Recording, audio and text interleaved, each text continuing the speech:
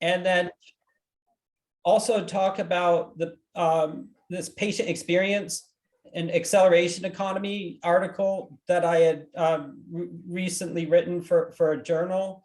And then, you know, we can talk. And then I also want to, I want to spend some time in the next half hour showing the investments that we've made in Discord, because that Discord server is really starting to come together now. And I think it's going to help us extend our reach to the 140 million folks that are up there on that platform.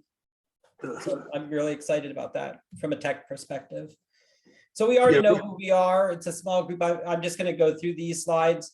I think actually I think I'm going to actually start with the Discord server, because what's worth noting is that I've actually started putting content there as well.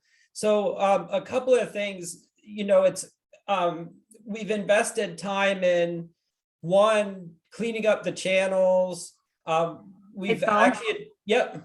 Oh, share my screen. Thank you. We're not seeing you. Yeah, thank you so much. I really appreciate that. You know me, I would go on and on and on and on. So here we go. So share.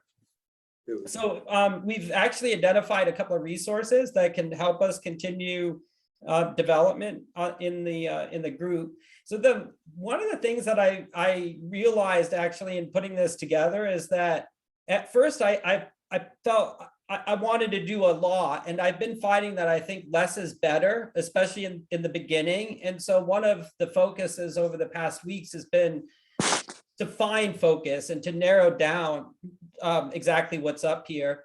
And so, you know, one of the things we've added is user cards. So as people join the server, you know, we've made this a little bit nicer to identify who they are and how many members we have now. We have we actually have a leaderboard too now. So people that are participating in the server and conversations and they can gain experience and get listed on our leaderboard. So that's exciting, if you will. And then certainly, I like that. Yeah, I know, it's neat. It's starting to turn more into a community, you know. And then of course our rules, you know, we want people to be good. I found like at first there was it was a problem. Like people would just drop into the server and just leave like gross marks in our groups and stuff. So I was like, whoa. So we actually had to invest in a moderation bot to help with some of that and clean up the security. So the way that it works now is that when you join the server, you're going to be a member, and you really can't do much of anything until one of the moderators promotes you to a community member or a community leader. And then based on those permissions, you can do different things. Now, one of the things that I'm excited about is we've just invested in a couple of bots that are going to be, they've been configured. We just need to, I need to just troubleshoot and make sure, I'm not quite sure. I would have expected some content in here already, but essentially the job board is going to be wired up to the Reddit healthcare tech job board in Reddit.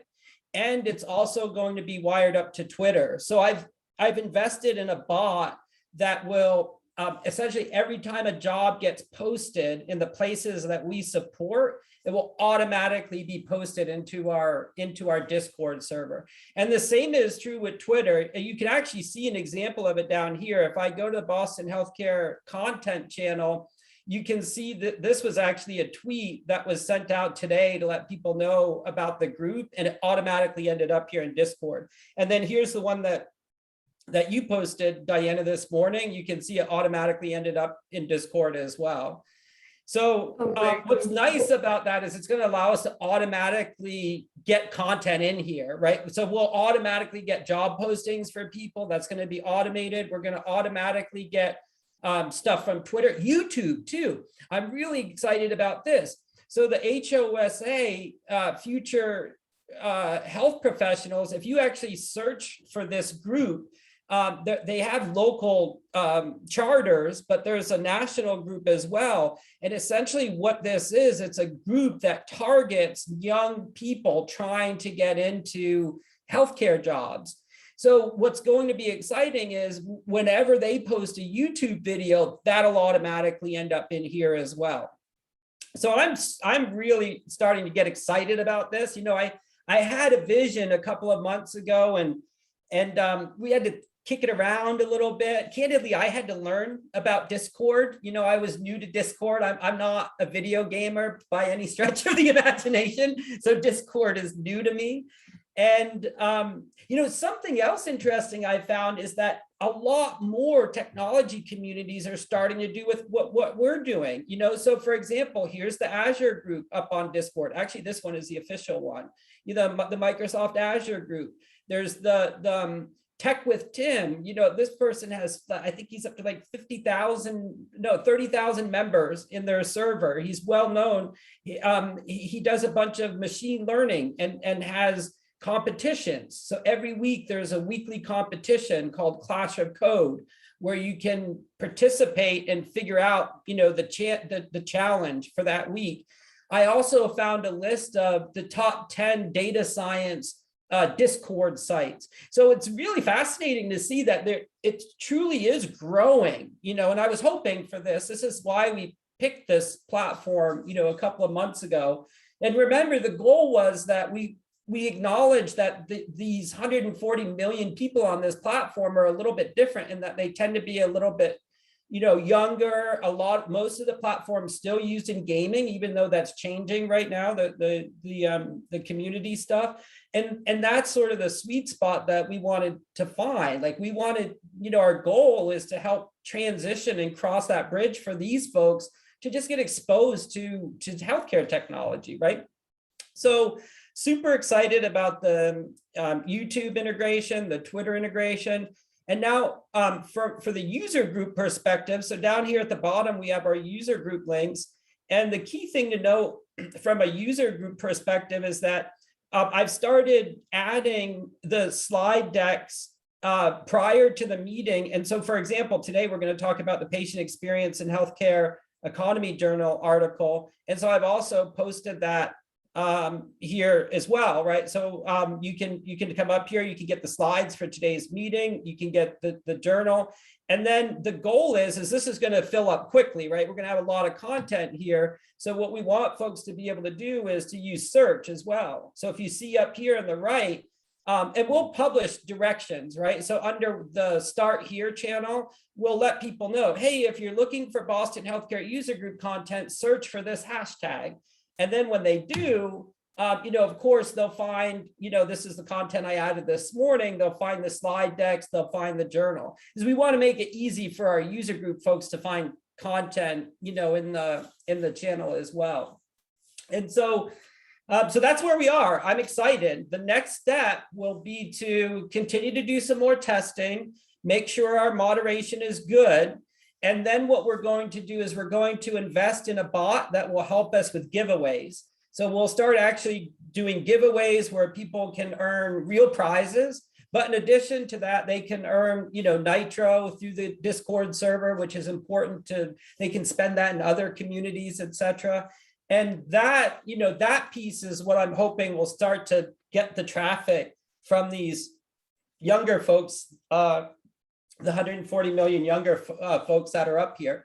So I may wait a week or two because I may let the bots fill these channels up with useful jobs and YouTube videos and some Twitter announcements, et cetera, right? We want to make sure that it looks like we're active in the group. We'll probably hire an intern to start moderating this on a daily basis so that they can answer any questions that people have, et cetera. And so, you know, we'll get those pieces in place and then we'll invest in the bot for the giveaways and we'll let it go and see how the community grows. It should be a lot of fun, actually. I'm looking forward to it. What do you guys think? Any questions or thoughts?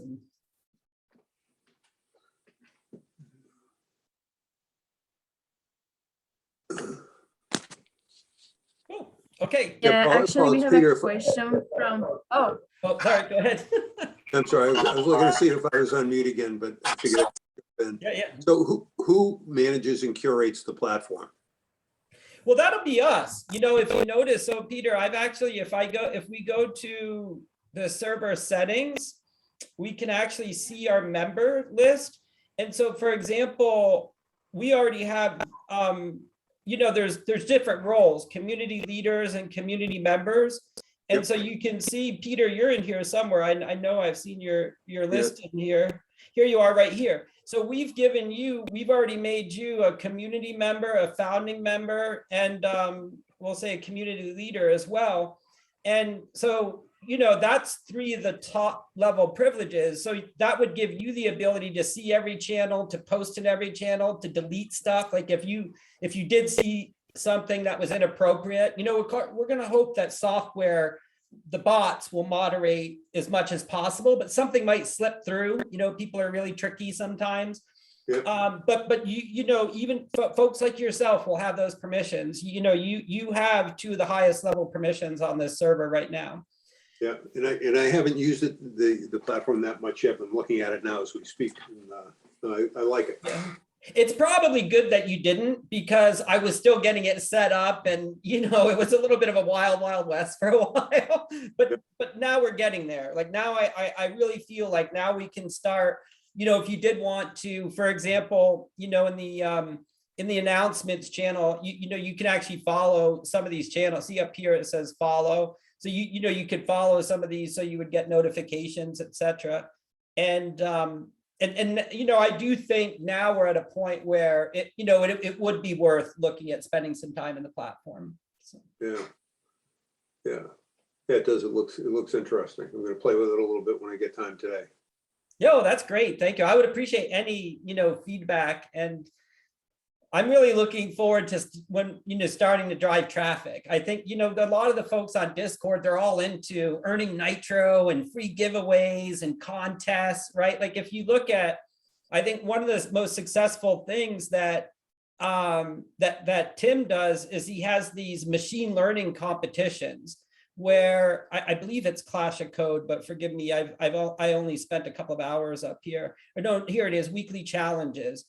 So this is fascinating. If you look at it, essentially he tells a funny story, and then he admits, hey, I don't know that story has anything to do with this challenge, but here's the challenge. You're given a number of the number of test cases. T cases follow. For each case, you're given a 2-dimensional array of numbers. Print out how many different 2x2 squares you can make given the matrix. And then what you can do is you can start to participate. And if you participate, you have to upload your little Python script that has the right answer, right? And so that's the type of stuff that we want to start to develop, right? So the next step, like I said, will be, a bot to help with that, where maybe we're just doing some giveaways at first. But then I think we want to come up with these mission-based challenges that make people think about healthcare technology, right? When they're on our server. And I don't know what that will look like yet, but I'm excited to work with this group and figure it out. And so for the folks that are new on the call, that for us, the exciting thing about Discord is, sure, it helps support our user group because it gives us a place to store content. And our hope is that we actually end up dropping in. So I could drop into this right now. And now anybody on Discord that drops into this group can hear the audio of our meeting. So my expectation is very soon, I should have done it this morning actually, but starting next week, Discord will be on in the background. I'm muted now. Discord will be on in the background, and we'll actually be broadcasting this from LinkedIn. By the way, Zoom is going to go away next week, in the next couple of weeks. We're going to start doing this from LinkedIn, and we're going to push from LinkedIn to possibly Twitter Spaces, definitely YouTube, and then also the audio will go into Discord. So the meetings will start to be simulcasted, if you will, and Facebook pages, right, Diana? Our Facebook event as well. So we'll be broadcasting up to 5 platforms all at once. Like every week when we have this, we'll be broadcasting from 5 places at once. And of course, simulcast. You'll be able to join anywhere you want. You can go into Discord, you can go into LinkedIn, you can go to Twitter Spaces. That's the goal here, is to expand in this way. So then again, so for the folks that are, the couple of new folks on the meeting this morning, Discord is here not only to support our user group, But our goal from a community service perspective is that we want to try to reach the 140 million Discord users and get them engaged in some way with healthcare technology. And so the goal would be to try to inspire, you know, some of these folks on Discord to look at the job postings, look at, for example, again, the HOSA Future Health Professionals, you know, that's a YouTube channel. So their YouTube videos will start dropping in here. And so with that said, I didn't mean to spend that much time on the Discord stuff, but it is exciting, and it is an investment that we're making, and it's coming together. It's an investment that we're making purely for the community through the Boston Healthcare User Group. Okay, so then on with the meeting. So big news in the with Google and Apple today, they both got, or this week, they both got into trouble because they were apparently harvesting patient data without permission. I don't know if it's really going to go anywhere, but Google did make an announcement this week as well that they're disbanding the Google Health Initiative, and those folks are actually being dispersed throughout Google. So I thought that was interesting. You know, there was this blurb about Google getting a slap on the wrist. Hey, you shouldn't have been harvesting patient data. And then 24 hours later, they announced that they were disbanding their, you know, their Google Health effort. They're not at all saying that they're not, you know, the message from Google is not that they're not interested in healthcare, but their explanation is that they want that effort to be ubiquitous throughout Google and not just centered. But I don't know if that's communications effort to try to make quiet what's going on. I mean, all this news is fairly new right now, but I did want to mention it in the meeting because it is something that's relatively new that's happened in the last couple of days. Yeah, Paul, if I could mention just on the Google yeah, please. Piece of it, one of the things that was part of the at least some of the press around this was that the guy running Google Health, David Feinberg, has left. So he left Google and is now reportedly is going to be CEO at Cerner.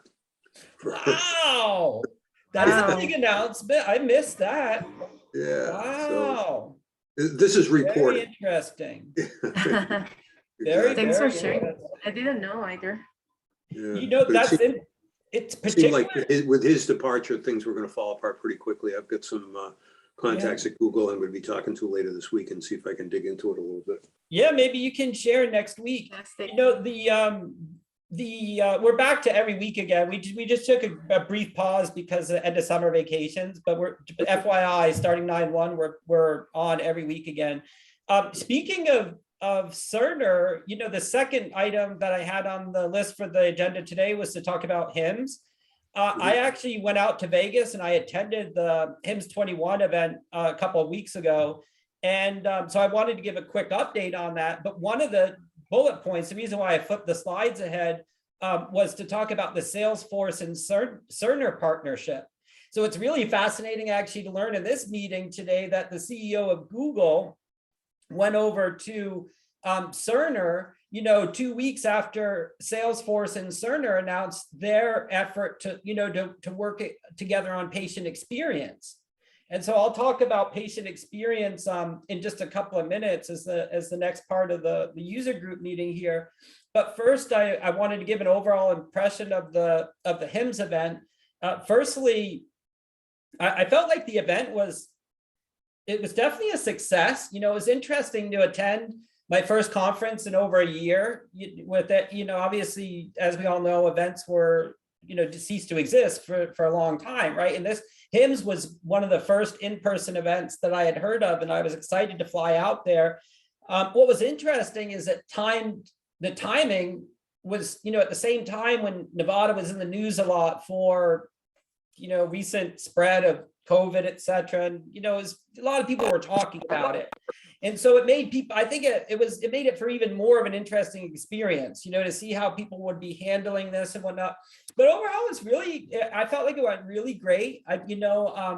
there were very strict mask laws in place because of the recent spread there. But, I assume because it was a healthcare conference, people really listened to that because it seemed like everybody, in the event space was following, the guidance.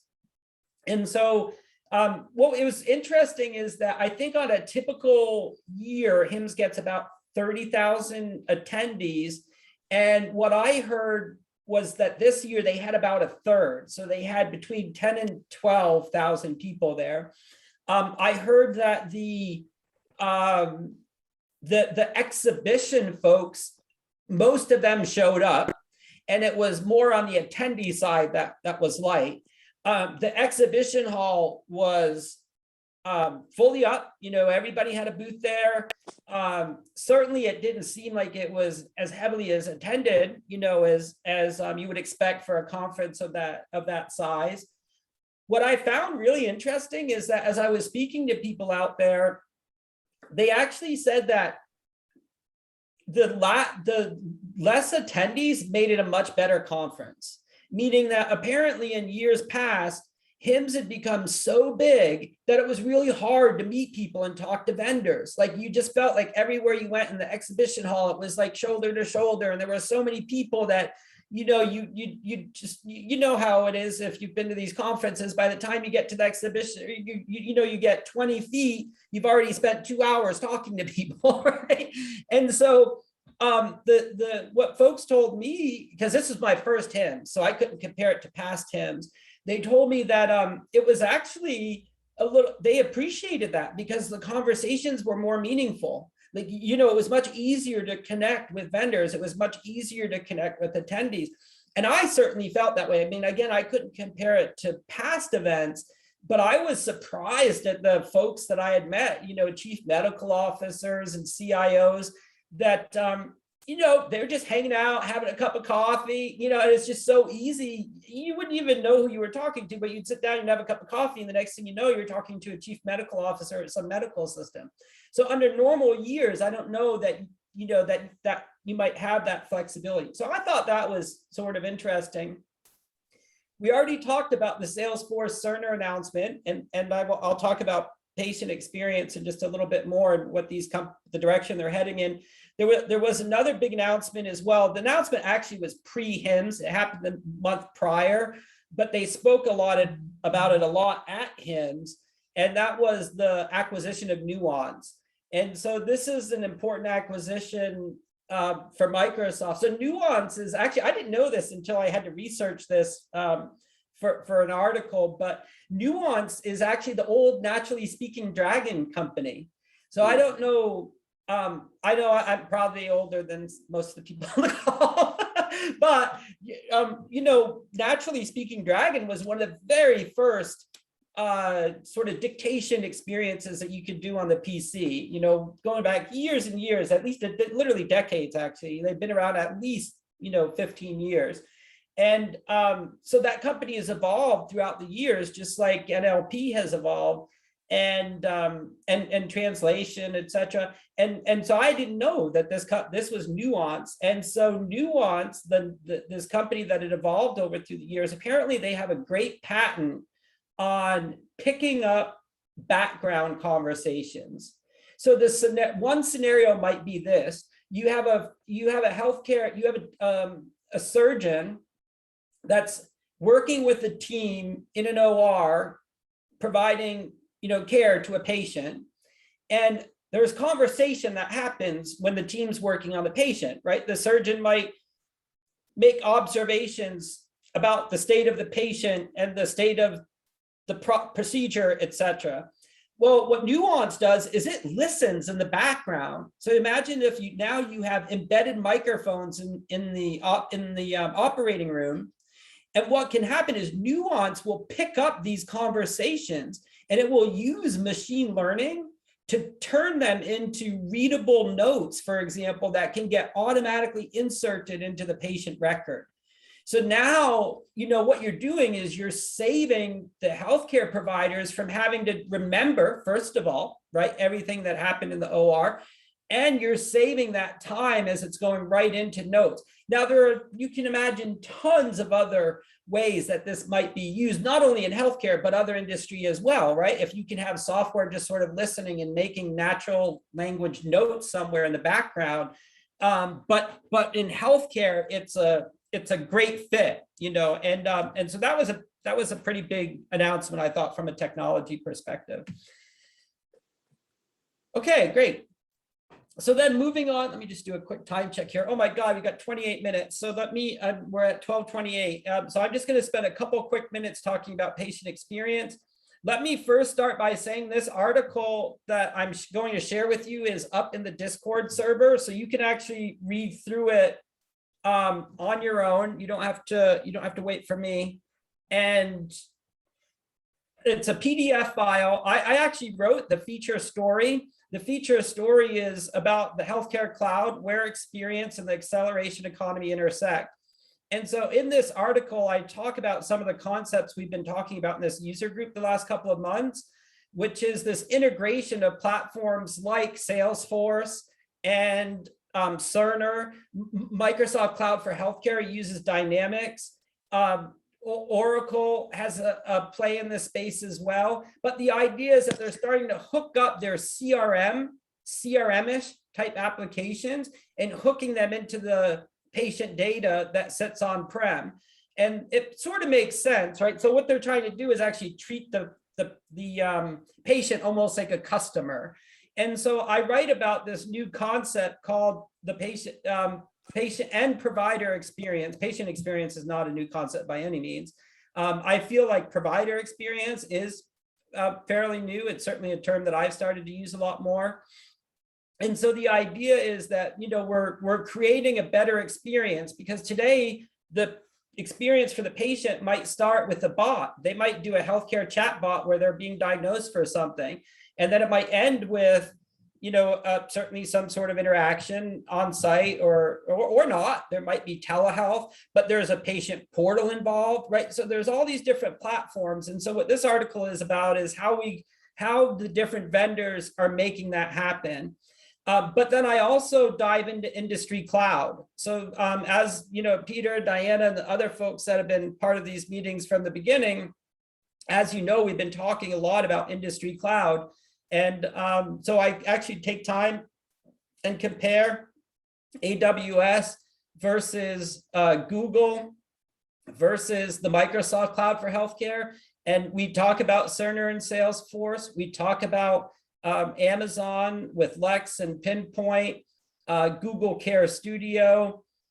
We talk about Microsoft's offering with the Power Platform and Dataverse, Microsoft Teams.